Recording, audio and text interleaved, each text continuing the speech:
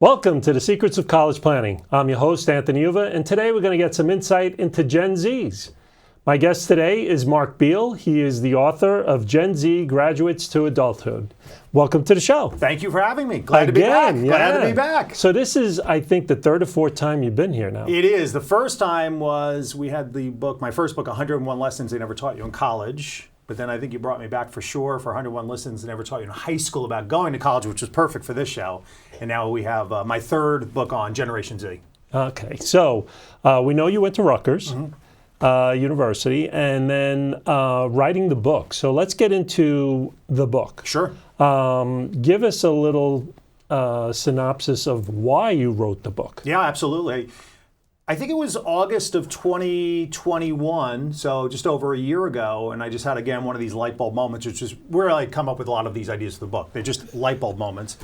And in my brain, I'm like, in 2022, Gen Z, the oldest Gen Zers, will turn 25. And that's a milestone year in anyone's life, right? But for Gen Z, we're thinking of them as still in school, still in middle school, still in high school. Well, actually, believe it or not, the oldest turning 25, which means there's 25, 24, 23, 22-year-olds who've graduated college, are now working full-time, earning full-time salaries, and making decisions about, the companies they're going to work for, brands are going to support as customers. So that was the light bulb moment. It was just the fact that this year, Gen Z turns 25, the oldest, and so coincidentally, I have a daughter who is 25, just turned 26. And I said, I have a great idea for a book, Gen Z Turns 25, and I think that'll be the title. She has terrible title. So we reworked the title to Gen Z Graduates to Adulthood, which kind of ties into that idea of graduating from college and transitioning from college to the career. Okay, so now let's get into the book. You really start out with the glossary of words, yeah, right? Yeah. I mean, which is banger and Bible and stuff like that. Yeah. Why start out with the glossary? Well, what happened was when I wrote the original Gen Z book in 2018, which was called Decoding Gen Z, I was conducting interviews with Gen Zers. And after I got done my first one, they were throwing these terms at me. I can't even recall who the first interviewer was, but throwing these terms, I had to stop them and say, can you explain that? Can you give me the definition? And so then I started each interview with, before I ask you some questions, can you give me a few more terms for this glossary? So it started as kind of a fun thing, but then I realized this generation does have their own language, their own lexicon. And why don't we build on that? Why don't we have some fun with that? So for the first book, Decoding Gen Z, maybe there were 50 terms. For the second book, Engaging Gen Z, which is 2020, maybe 100. And I think in this book, I'm up to about a 150 to 160. Yeah. Again, these are all kind of what I call G-rated terms. But it just gets the point across that this generation is different in many ways. And one of those ways is they actually have their own language, which brands, marketers who want to communicate could potentially use these terms, but they really have to use them in an authentic and a genuine way, or it'll backfire. Yeah. So there's a whole other story to that. So now get into the Gen Z and what's their favorite content, their brands, yes, that kind of stuff. What is the Gen Z looking for? Yeah, absolutely. And this ties into the theme of your show, about planning for college, because the Chronicle of Higher Education came out with an entire study, an immersion into Gen Z about 2 years ago or so. And they said this generation is different than previous generations, especially when it comes to planning for college and what they're seeking in colleges. So it all ties into whether it's a Gen Zer who's 22 or 23 or a Gen Zer who's 18 and looking at colleges. So a couple of things. One, just from a channel perspective, to your point, they prefer what we'll call relatively new channels that really didn't exist 15, 20, 25 years ago. So even as they're looking at universities or considering universities, they're going on the Instagram channels of those universities. Mm-hmm. Are they going to the website? Of course they are. But they're going to the Instagram channels. They're looking at the content, the images that the university is putting out across. And we know this, but you've got university channels, but then you've got channels that maybe departments or divisions within universities have. Then you've got, of course, students who might be putting out content and hashtagging their university. So they're looking at all that to get a sense of a few things. One, is this a diverse, inclusive kind of culture at this university? Because Gen Z is the most diverse and inclusive. I do want to go to a school where I feel like diversity of thought, diversity of experiences, those kinds of things. So they're looking for that. And they're looking for just other things about the university that maybe previous generations, well, first of all, didn't have an Instagram channel to go to. So whether it's Instagram, Or we're seeing a lot more, and again, ties in very well to your show on TikTok. We're seeing a lot of, especially student athletes, not just student athletes, but a day in the life at Princeton University, at Rutgers University. And so you have athletes who are putting out 30, 40, 50, 60 seconds of my day, waking up, going to class, going to practice, going here, going there. Get a lot of that on TikTok. I actually love that content because it's very interesting, informative. And we have students who are non-athletes doing the same thing about their life as a communication major at Rutgers University, and classes, clubs, internships, all those things. So channels are completely different. Universities understand that, they recognize that, and they realize that this generation is going through those channels to, again, conduct research, look for information, and maybe inform a decision whether I'm going to apply to that school or not. And now they're also doing that with corporations as well. And doing that with corporations for sure, because again, they want to go work for a company that, two primary things, actually three. One, company has a corporate culture that is diverse, that is inclusive, where I feel like I can belong. I don't want to be a cog in the machine. I actually want to feel like I belong here. Even if the company has 30,000 employees, I still want to feel like I belong. Two, the company has a higher purpose than just making profits. Gen Z is the purpose generation. They're looking to join companies that demonstrate a higher purpose. So a lot of times they'll talk about brands or companies like Patagonia isn't just about selling me a piece of apparel. They're really about a cleaner, healthier planet. That's a purpose.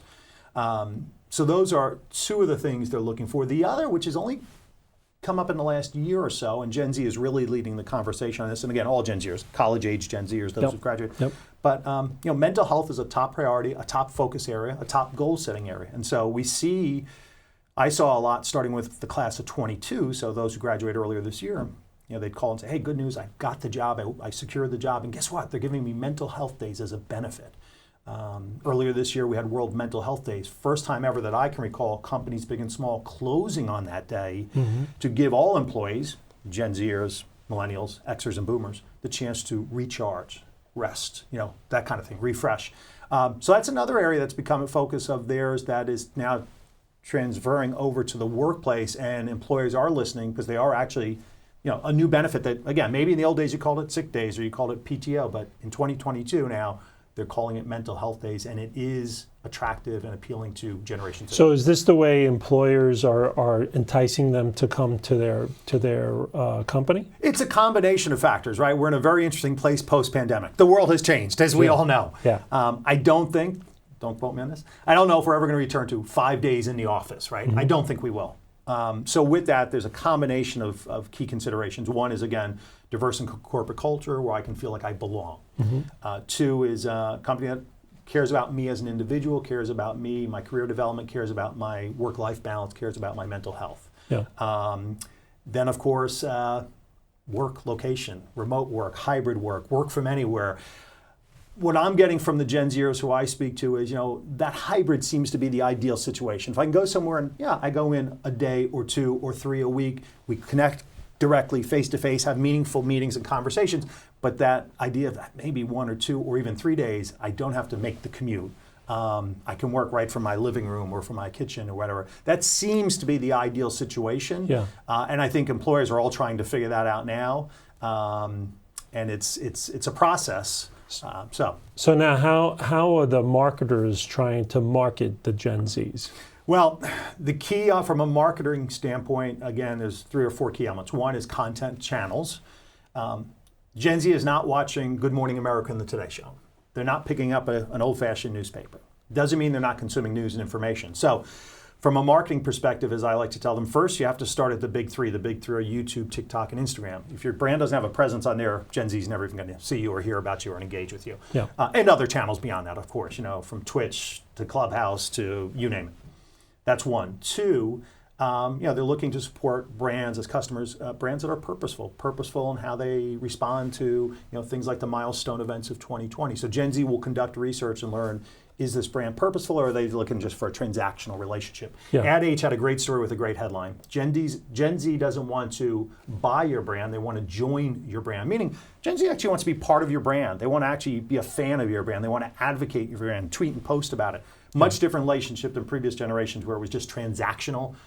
I buy, you sell. That's our relationship. So, and then the last piece of the puzzle, and it's the big one, is the idea of it's just a slight nuance of going from traditional marketing and promotion to how do we effectively engage this generation? So instead of just advertising, just promotions, just marketing, how do we engage? And so real quick examples, Target has launched in 2018 and has continued to what they call their Gen Z incubator. They invite Gen Zers, hundreds around the country, to connect and collaborate on new ideas, content, marketing, community-based programs, charitable-based programs, all those things. Highly effective. Converse has done the same in the last 2 years. They created a program called the Converse All-Stars, which in essence is the same thing. Let's connect and collaborate. And they've allocated $1 million to maybe fund an idea that this Gen Zer had for their community in New Jersey somewhere. Yeah. But recently Converse announced that they're going to start creating their marketing and advertising content in collaboration with Gen Zers. So they're identifying content creators who are Gen Zers and say, why don't we create our content together instead of us creating it and assuming what you may like. Yeah. And so that's, to me, is engaging as opposed to just push marketing or just promotional where we're just trying to get you to buy a product. It's much more deeper than that. So now in part of the book you have recommendations to employers. Yes. What exactly are you talking about in that particular part of the book? Well, in that particular book, a couple of things. The one interesting about this latest book, I took a different, we'll call it a template or format to it. I have testimonials from 65 just about Gen Zers age 22, 23, 24, 25. Mm-hmm. So while I write sections of the book and I write introductions and set it up, then you've got these verbatims from 23-year-old John, who's working in marketing, or 24-year-old Jane, who's working in public relations. Yeah. So verbatims, like direct quotes. I saw that. And so they're saying, what they're looking for. And again, typically it'll touch on any of those areas: diversity and inclusion, purpose, ability to work remote. It may touch on things like, I want to go work for a company that's at the forefront of just technology. And when I mean technology, it's technology that helps me do my job more efficiently, more effectively. A company that is open to our ideas. So when I do go present to employers, I talk about Gen Zers. I say, the Gen Zers you just hired out of college, and I think I came up with this term, but I'm not sure. But I say, those are your ZEOs. Empower your ZEOs, your most recent hires, to come up with ideas to challenge the status quo, to come up with ideas to maybe do something a little bit more effective or efficient that just to bring new ideas. So if they can be empowered, a Gen Z will feel like, wow, I'm not just a cog in the machine. Yeah. This company really values my opinion, my ideas. They're inviting me to share those ideas. So those are all factors that contribute, in addition to salary and benefits. Of course. So now another section of the book, you have insight into social issues. Yes.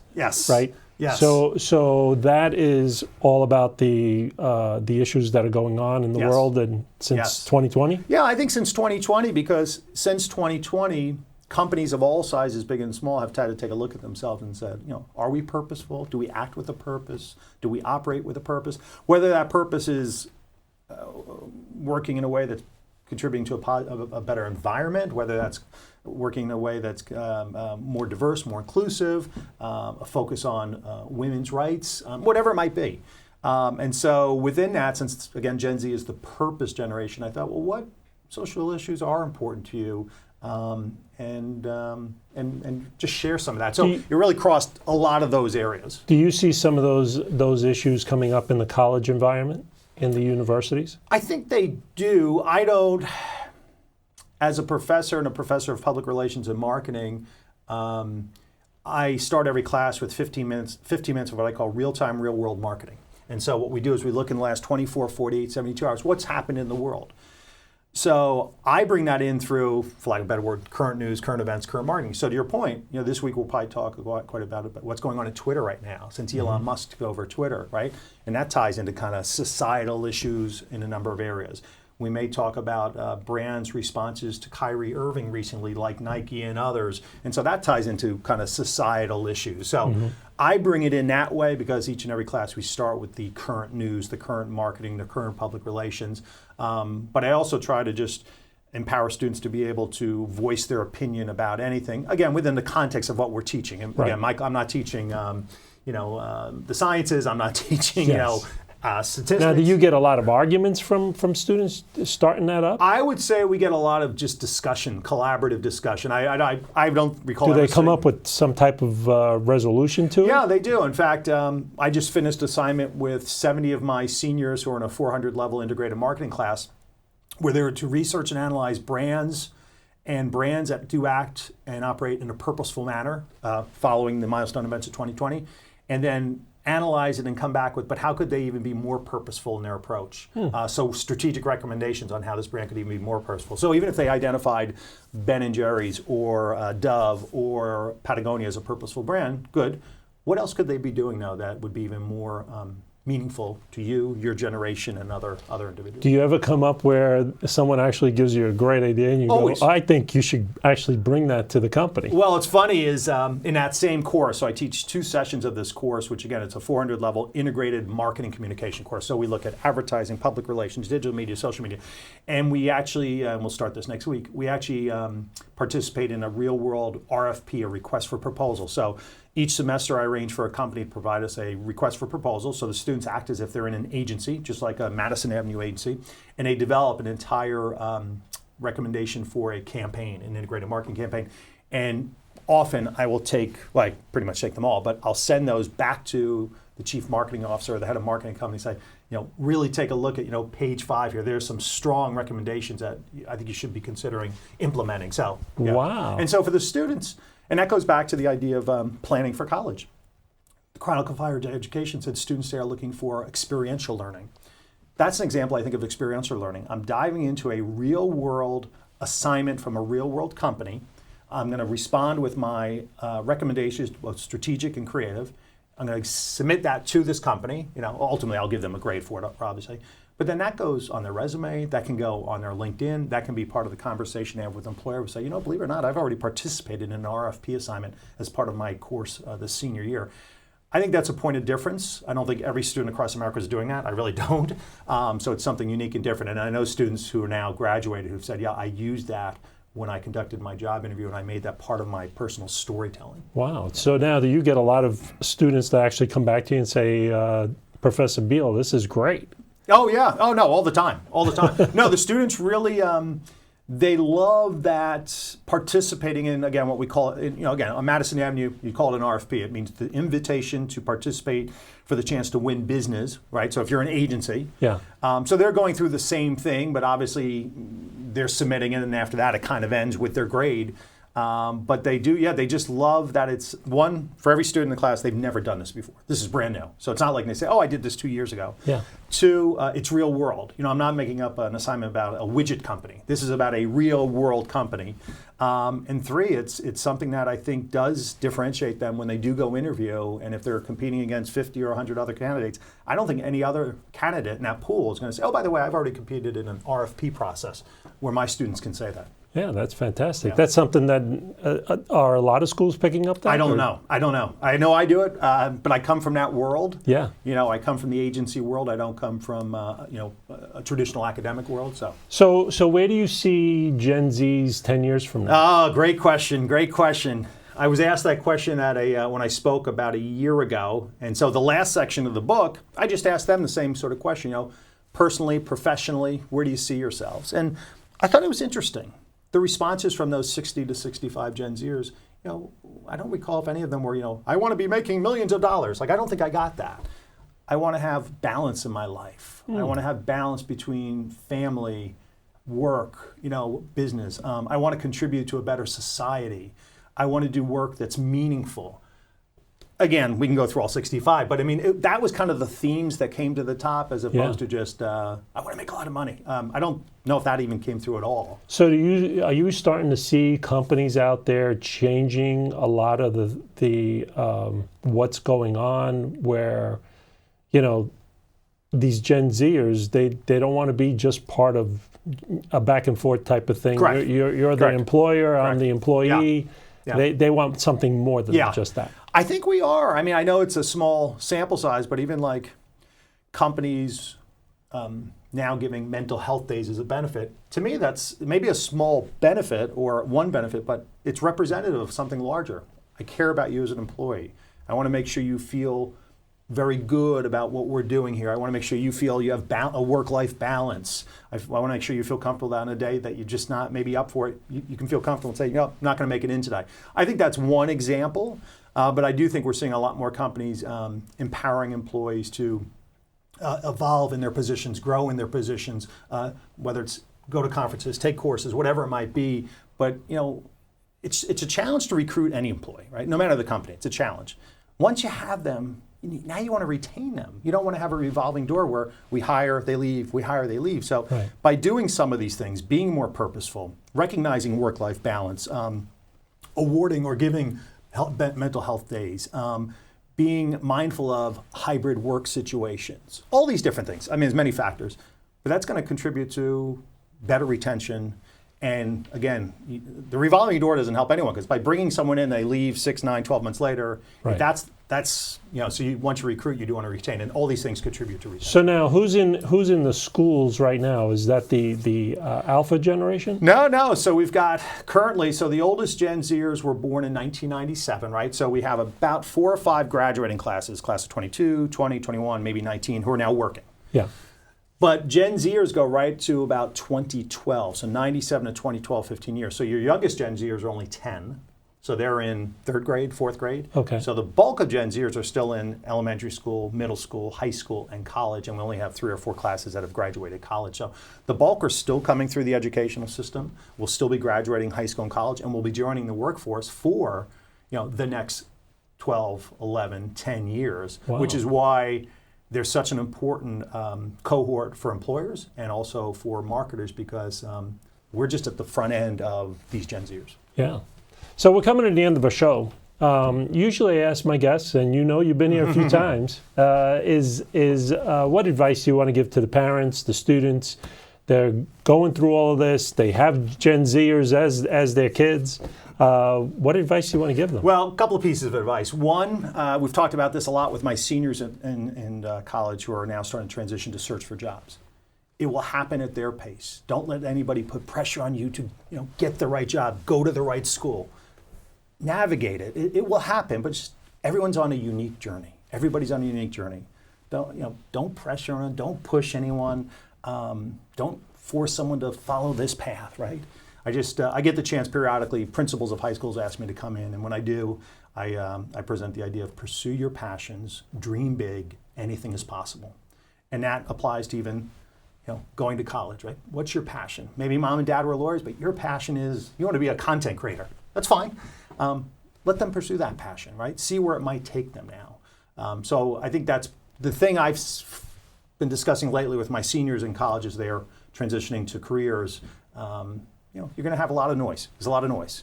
You might hear from other fellow students who already got their job. Try not to let that impact your unique journey. You're on your own journey. We're all on our own journey. So just focus on your journey. Do what you've got to do. Leverage your network of contacts, and it will all happen. It will in real time. Sure. So I would think the same applies to a senior in high school who's now applying for college. Yeah, great. Well, thank you very much for coming back again. Thank you very much. It was great. All right. So you've been watching The Secrets of College Planning. I'm your host, Anthony Uva. Until next time.